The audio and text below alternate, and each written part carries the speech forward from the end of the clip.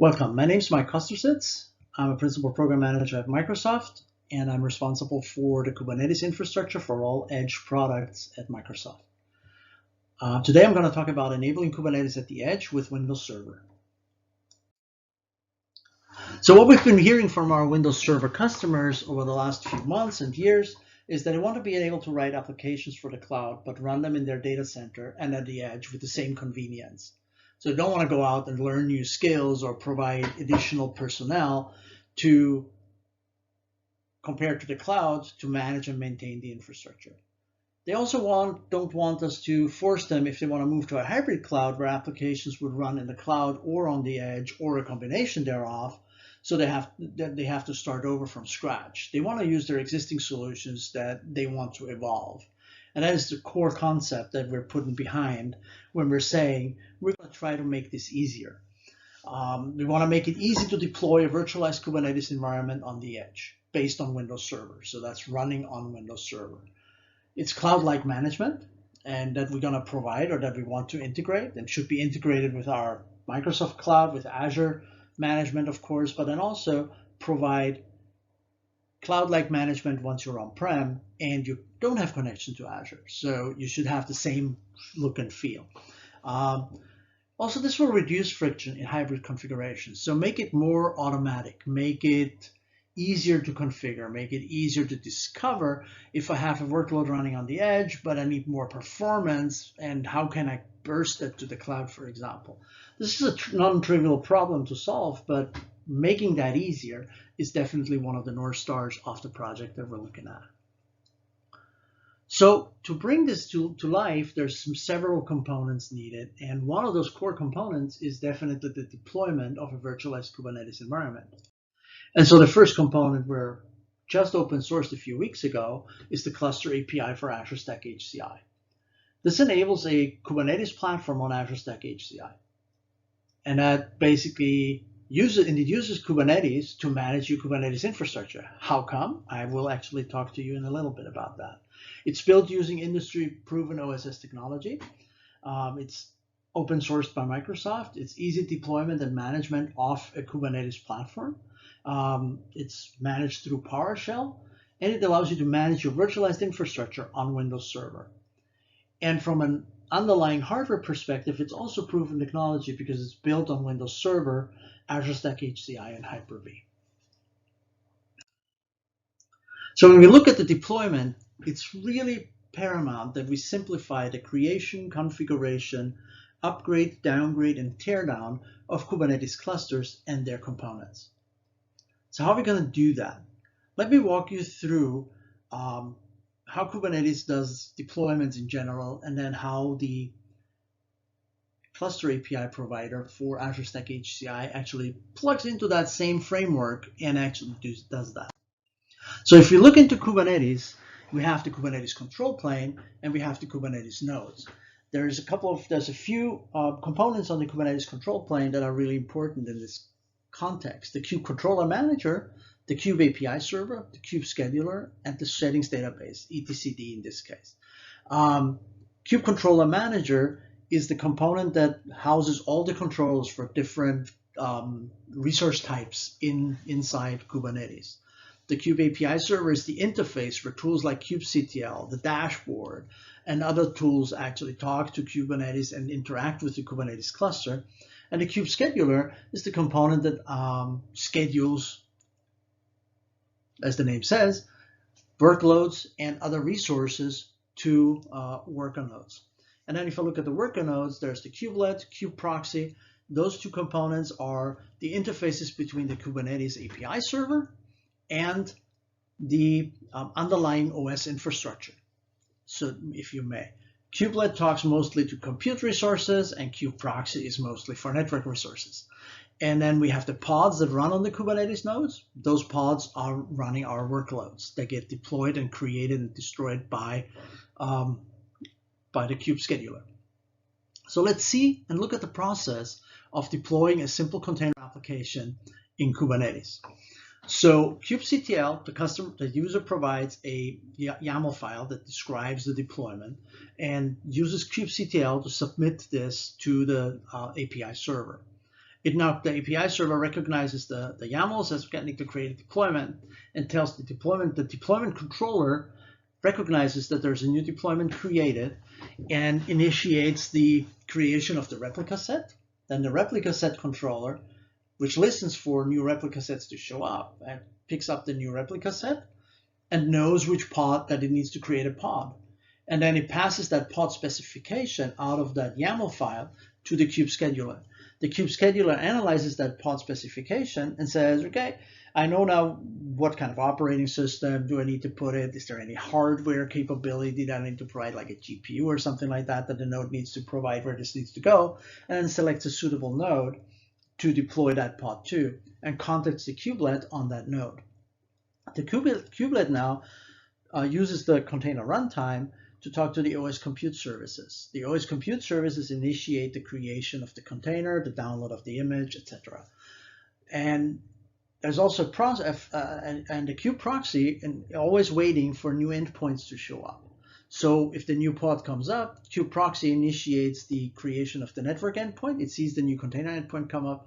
It goes and creates the network services like the virtual adapter for it. It gives it an IP address. It gives it all the DNS settings, all the necessary things that need to be created. So far, so good. How does this apply to managing an infrastructure? Now we're talking about, this is all inside of Kubernetes, right? So we're talking about the worker nodes, we're talking about the control plane. This is all inside Kubernetes, but these nodes, I can't really manage with this. I can manage everything that's inside it, right? So Cluster API gives you actually a way to do that. So let's look at that. So we look at Cluster API, which is an open source project that has many different interfaces to different infrastructure providers and infrastructures. And we're just adding basically an infrastructure provider for Azure Stack HCI. So let's have a look at the components here really quick.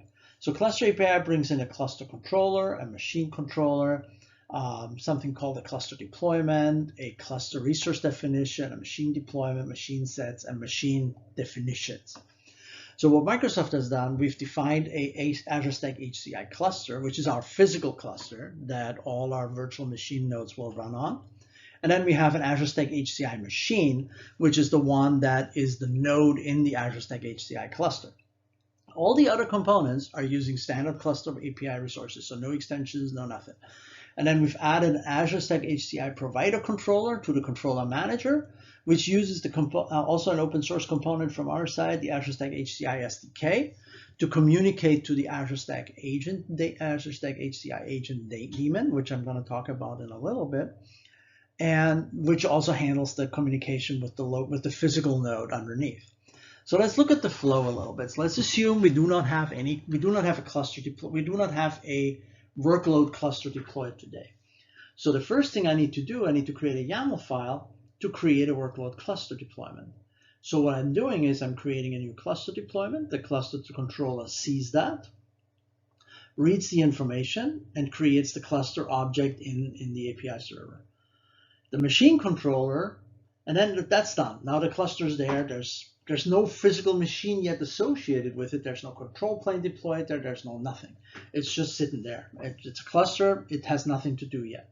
So the next step is I create a YAML file that creates my machine deployment and my machine set.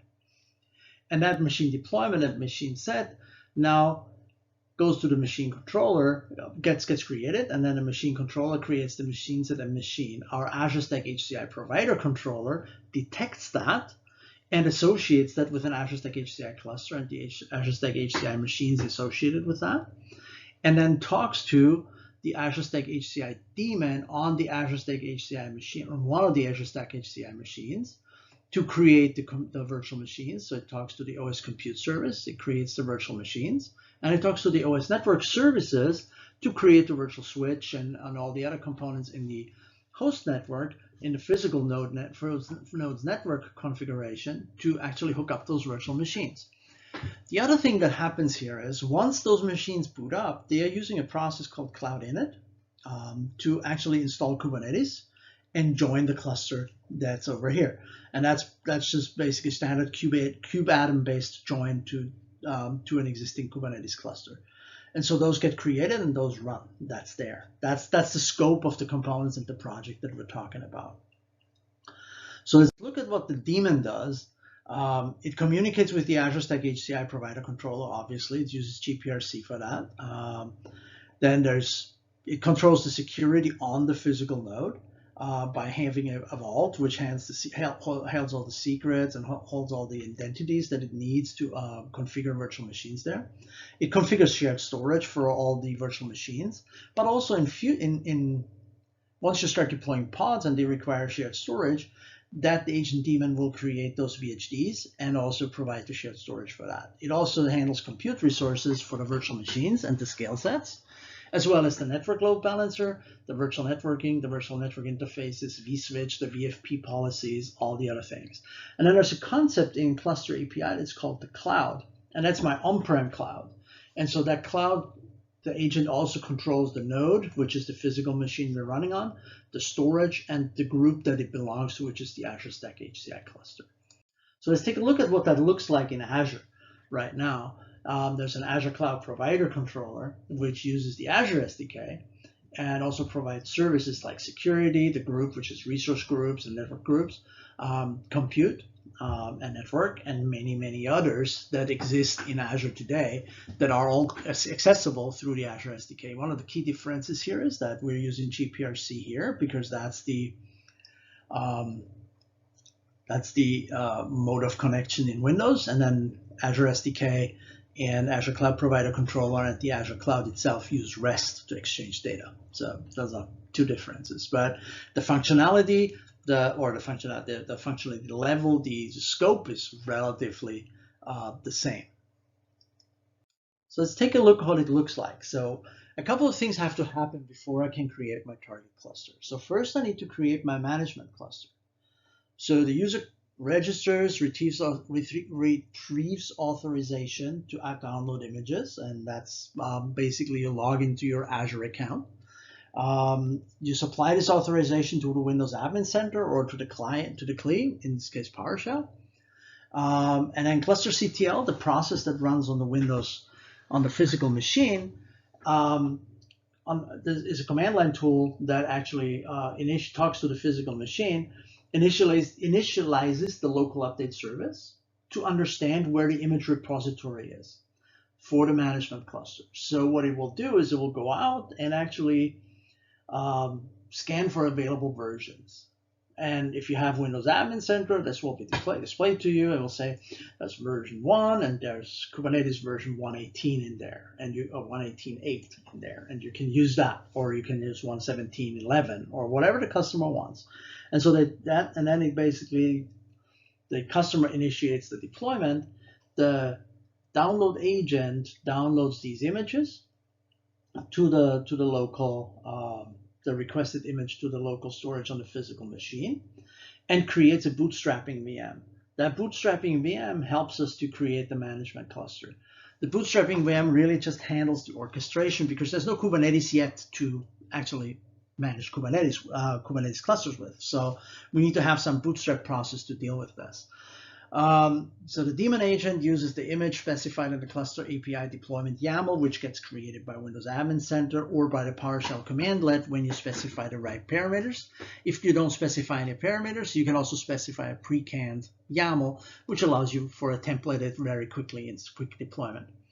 It deploys the bootstrapping VM, it sets up the load balancer, it deploys Kubernetes into that bootstrapping VM, and it deploys the dashboard. So now you have actually a ready configured management cluster that you can use to create your target clusters, which is a fairly similar process, but it skips the bootstrapping part of the process.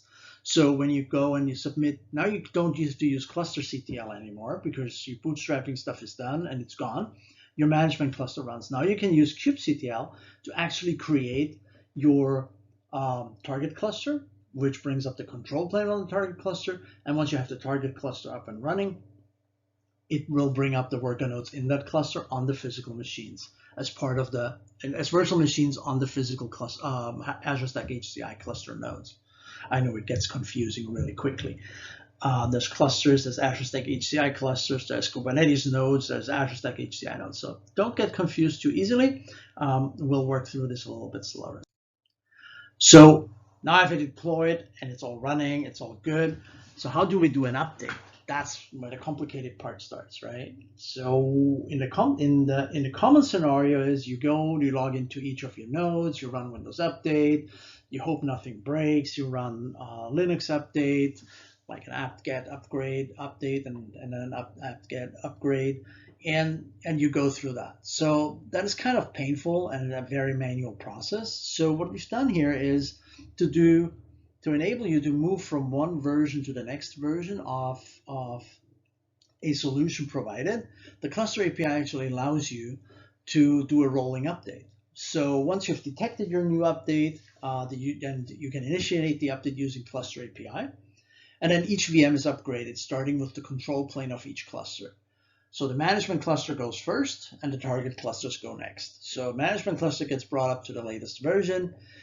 In the form that a new VM is brought up, it gets configured, Cloud Init runs on that VM, it gets spun up, it gets verified, and then once that's done, the old VM is drained and decommissioned, and then it goes and repeats this for all the other nodes in the management cluster if there's any.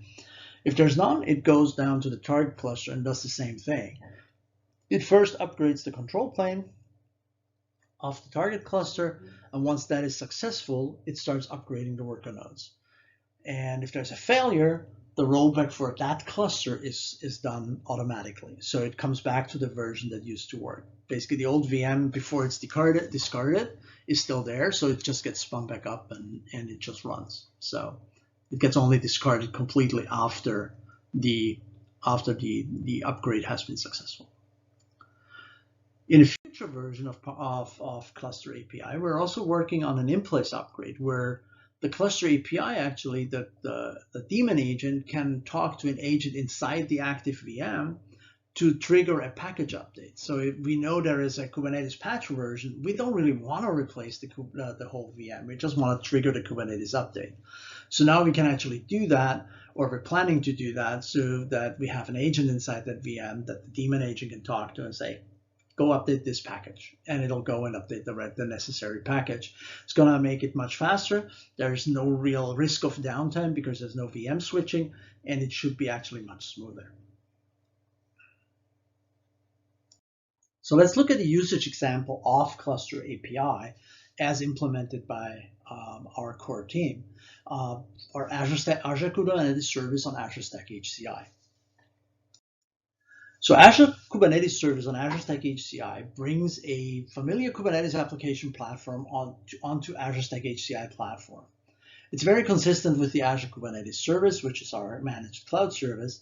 It's hybrid by design and brings a lightweight version of AKS into your data center or on your edge, obviously. And then Linux and Windows containers can be run simultaneously in the same cluster. And it has built-in security and is tied to our security. Let's take a closer look at each one of these. So what do we mean when we say consistent with Azure Kubernetes Service? It's an inclusive Kubernetes platform. It's ready to run your container workloads out of the box, which means you have a container workload that runs in AKS. You can move that basically without major changes to the edge platform running AKS HCI.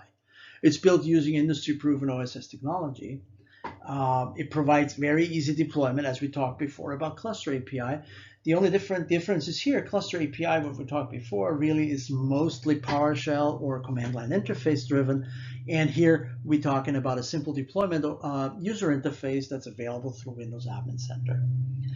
It allows our customers to leverage their existing skills, which we heard earlier is something that they really want. They do not want to build a new skill set to manage hybrid workloads. It's built on a foundation of Azure Stack HCI and Hyper-V, which gives us a great platform to run Kubernetes on.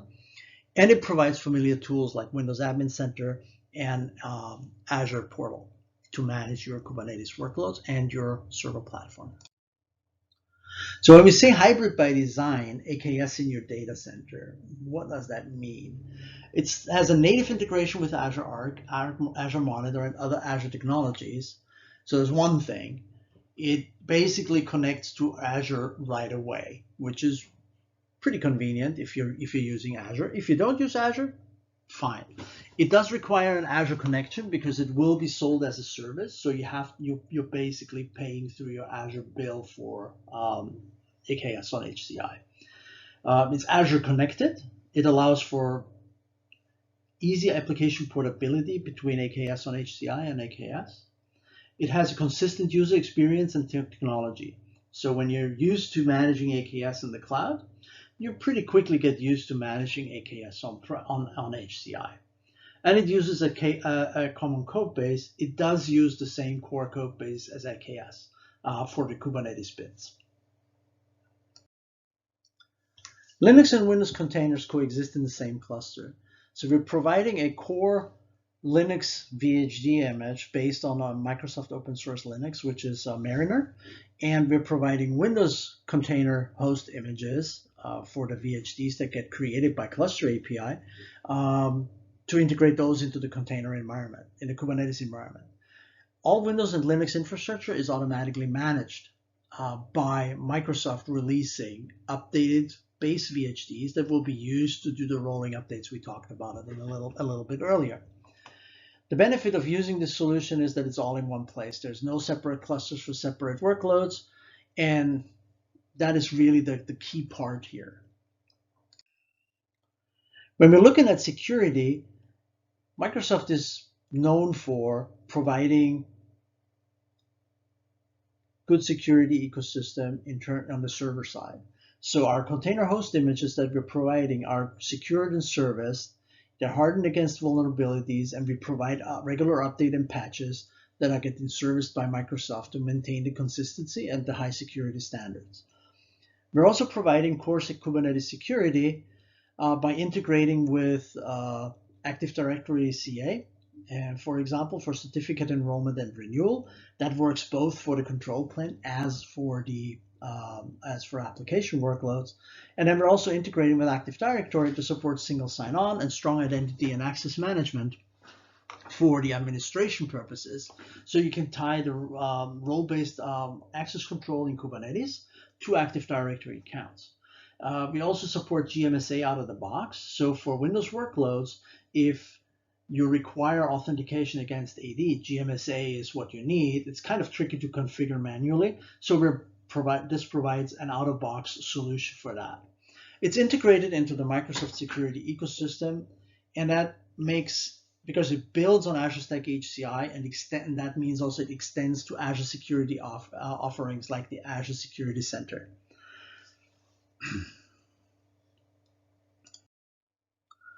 So if you look at the overall hybrid stack from Microsoft, then you look at the validated hardware, which builds the underlying HCI platform. Then you have Azure Stack HCI as the operating system on top. You have AKS on Azure Stack HCI that provides the Kubernetes platform for Linux and Windows. And you can manage that using, and then also it provides the AKS integration, and it provides the Security Center integration. And then you can use, for example, there's add-on things you can add on top of that very easily because it's Azure enabled. You can turn on Azure Arc for Data Services to manage your database workloads across the cloud and on premises. And if you look at the applications you can run, it's like custom apps, you can run BI apps, analytics, which is all kind of that. Then you can do PHP, you can go Java, you can do whatever you want on top of that. Anything you can do in a container, you can do actually on top of this platform. And the management infrastructure for that is the Azure portal in the cloud, and Azure Arc provides the interface for that. A quick review of the architecture of AKS on Azure Stack HCI, as you can imagine. So it's built on Azure Stack HCI. It uses virtual machines to provide Linux and Windows container hosts, which are updated from Azure. And it provides OSS code that Microsoft has open sourced.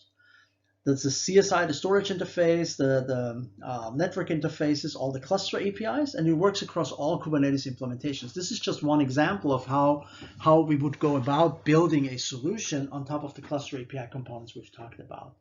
And on top of that, we set the Kubernetes IO compliant OSS components and an Azure Arc control plane to project the cluster into Azure. So now you can manage it in the Azure portal and deploy your applications. manage your SQL data workloads, and do all these other nice things you can do in a hybrid environment in a very simplified form, so you don't have to build all those things manually. To find out more about AKS on Azure Stack HCI, go to https://aks.ms/aks-hci-evaluate and register, download, and follow our tutorials. So in summary, the cluster API provider, we have just open sourced, so several of the core issues we've talked about. Deploying Kubernetes in a virtualized environment is difficult. With the cluster API provider that's using Kubernetes to manage a virtualized infrastructure, it's all going to be API driven, it's repeatable, it's controllable, there's logging associated with it, there's all the Kubernetes infrastructure that helps us manage that process in a consistent fashion.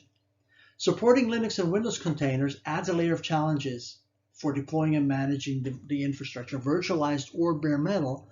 So with the cluster API provider, this gets abstracted to a certain extent and helps the administrators to manage their infrastructure in a consistent fashion.